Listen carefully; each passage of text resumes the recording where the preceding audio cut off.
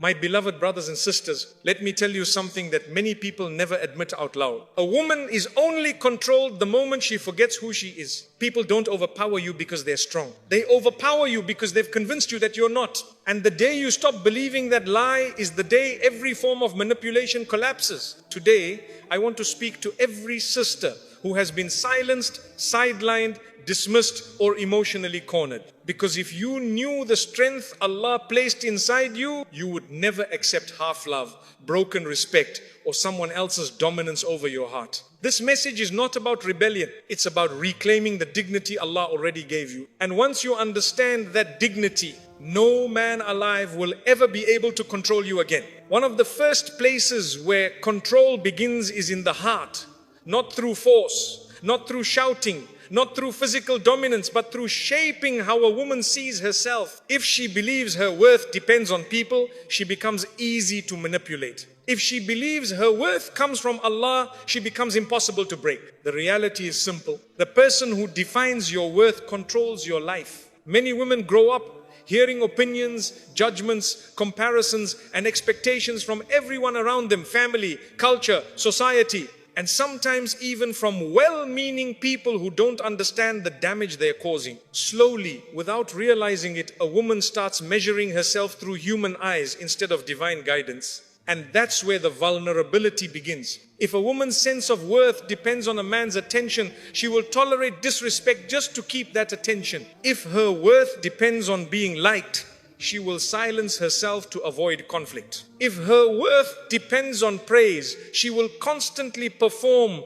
pretending to be someone she's not, just to keep people impressed. And once someone realizes that she needs their approval to feel valuable, control becomes effortless. But the moment she shifts her internal foundation, the moment she firmly anchors her worth in Allah, everything changes. Because when a woman truly understands that her value comes from her creator, not his creation, she sees through the games instantly. Compliments no longer blind her. Criticism no longer breaks her. Rejection no longer defines her. And attention no longer buys her silence. When she knows that Allah is the one who honors her, she stops giving people the power to dishonor her. This is why the Quran constantly reminds believers that honor, izzah, belongs to Allah, not society, not culture, not relationships, not wealth, not status, not appearance. Allah says He honored the children of Adam, all of them. That means a woman's worth isn't earned. It's given. It's intrinsic.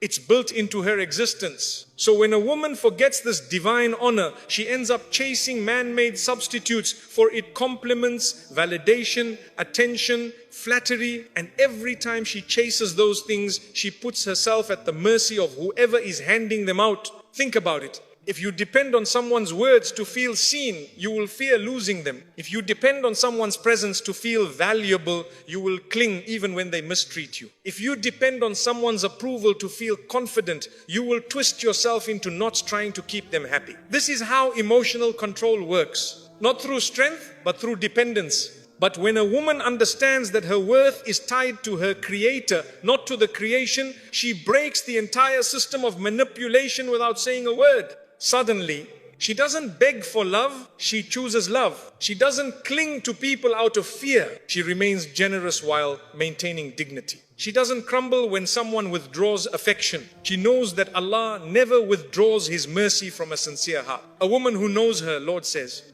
I don't need your approval to be valuable. Allah has already honored me. That sentence destroys 90% of the emotional leverage people use to control women. Why?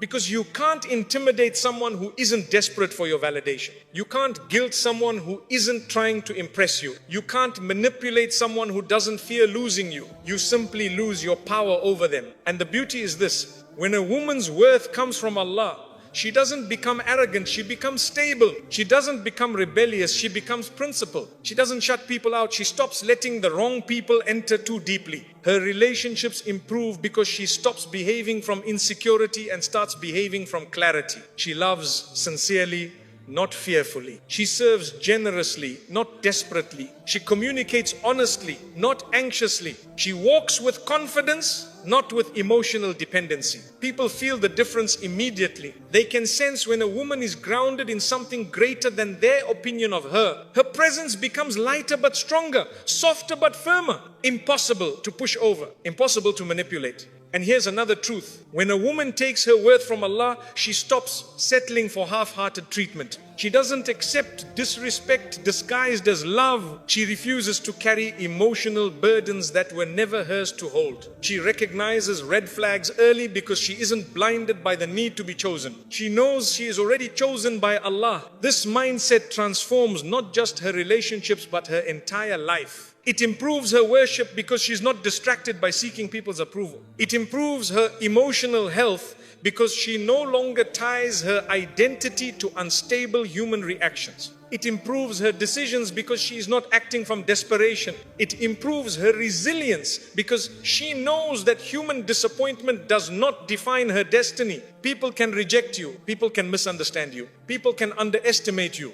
People can walk away from you, but people cannot rewrite what Allah has written for you. And that realization is where a woman's deepest strength begins. A woman who internalizes her worth from Allah becomes unshakable, not loud, not aggressive, not combative, but centered. And centered women cannot be controlled, because once you know who you are with Allah, no one can convince you to be less. One of the most powerful shifts a woman can make, and one of the most misunderstood, is learning to set boundaries without guilt, hesitation, or endless explanation. Many women are conditioned from childhood to be agreeable, accommodating, and pleasant at all costs. They are taught to avoid conflict, to keep the peace, to sacrifice their needs for others, and to make everyone comfortable even if it means making themselves uncomfortable.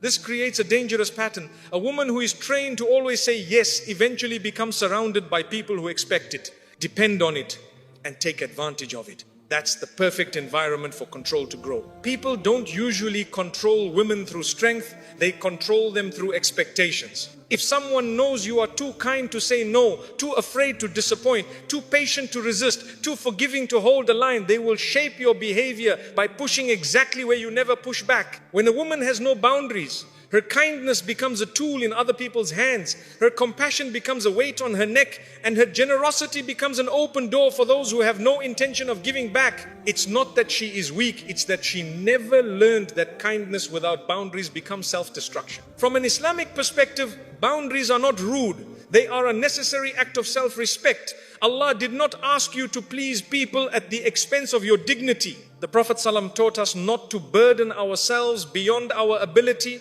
and to speak the truth even when it is difficult. Setting boundaries is simply living those teachings with courage. A strong woman recognizes that constantly pleasing people is not compassion, it is surrendering control of your life. She understands that every yes that goes against her values, her well-being, or her sanity is actually a slow form of emotional erosion. The more she gives without limits, the more people take without gratitude. And the moment she tries to reclaim her space, those same people call her changed, selfish, or difficult. But that reaction is not proof that she's wrong.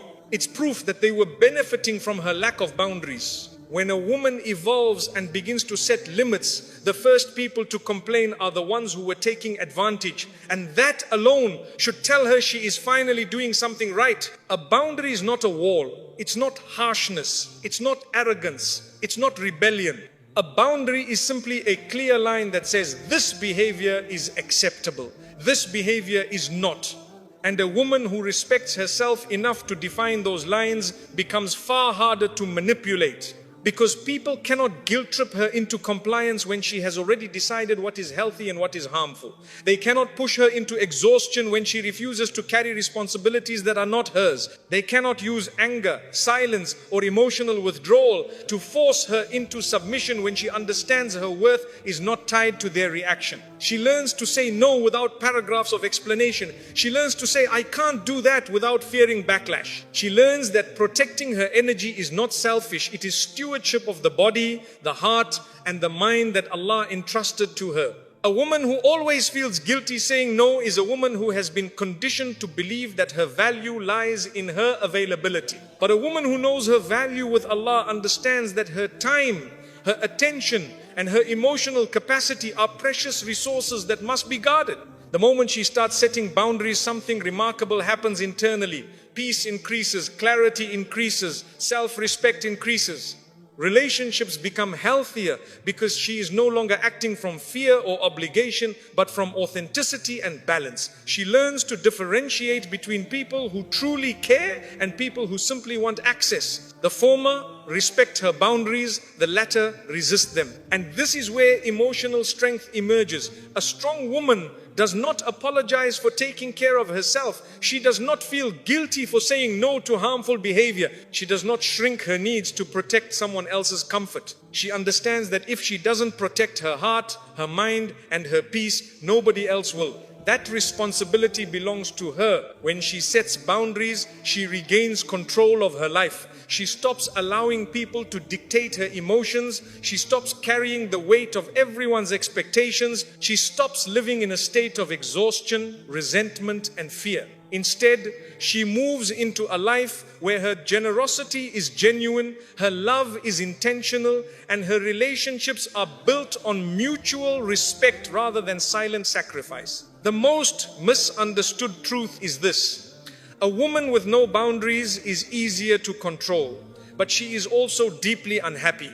A woman with strong boundaries is harder to control, but she is deeply at peace. And that peace radiates. People sense that she is not desperate, not afraid, not dependent on their reactions. They approach her differently, speak to her differently, and treat her differently because they feel the strength of a woman who respects her own limits. And when people realize they cannot manipulate her through guilt or fear, most of the control they once had simply falls apart. Because the strongest women in the world are not loud or angry. They are calm, clear, and decisive. They know what they accept and what they refuse. They know who deserves access to their heart and who does not. They do not waste their lives being everything for everyone. They live with the dignity Allah granted them. This is what makes a woman uncontrollable. Not aggression, not rebellion, but the quiet, steady, unshakable confidence of someone who sets boundaries without apologizing. One of the most subtle and dangerous forms of control is emotional manipulation. It doesn't shout, it doesn't force, and it doesn't announce itself. It works quietly, slowly, shaping how a woman thinks, reacts, and even how she sees her own reality. Many women fall into this trap because manipulation doesn't look like abuse at first. It looks like concern, disappointment, guilt, affection, withdrawal, or just how he is. But underneath all of it is one goal: to make her behave in ways that benefit someone else at the expense of her own well-being, confidence, and clarity. Emotional manipulation begins when someone discovers that your emotions are accessible and predictable. If they know you hate conflict, they will use conflict to silence you. If they know you fear disappointing them, they will use guilt to steer your behavior. If they know you crave reassurance, they will withhold it until you act the way they want. If they know you doubt yourself, they will subtly deepen those doubts until your confidence becomes too weak to resist their influence. A woman who doesn't understand this pattern ends up trapped in a cycle where her emotions are being used against her. She walks on eggshells, constantly monitoring her tone, her decisions, her expressions, even her thoughts, trying to avoid triggering someone's anger or withdrawal. Slowly, she becomes less of herself and more of what the manipulator wants her to be. But a strong woman, the kind of woman Allah wants her to be, refuses to hand over her emotional steering wheel. She learns to recognize manipulation before it takes root, and she knows that anyone who tries to control her through emotions is not offering love but extracting obedience. Manipulators often rely on guilt, because guilt is one of the fastest ways to control a kind-hearted woman. They say things like, after everything I've done for you, you're still doing this? Or, if you cared, you would act differently. Or, you're being ungrateful. These phrases are not sincere reflections of love. They are hooks designed to make her doubt her own intentions. The goal is to keep her constantly apologizing, constantly explaining, constantly proving herself to someone who never intended to treat her fairly in the first place. A strong woman understands that guilt is only valid when she has genuinely done something wrong in the sight of Allah, not when someone else feels inconvenienced or entitled. She knows that emotionally mature people communicate clearly. Manipulative people communicate through pressure, silence, or emotional punishment. Manipulators also use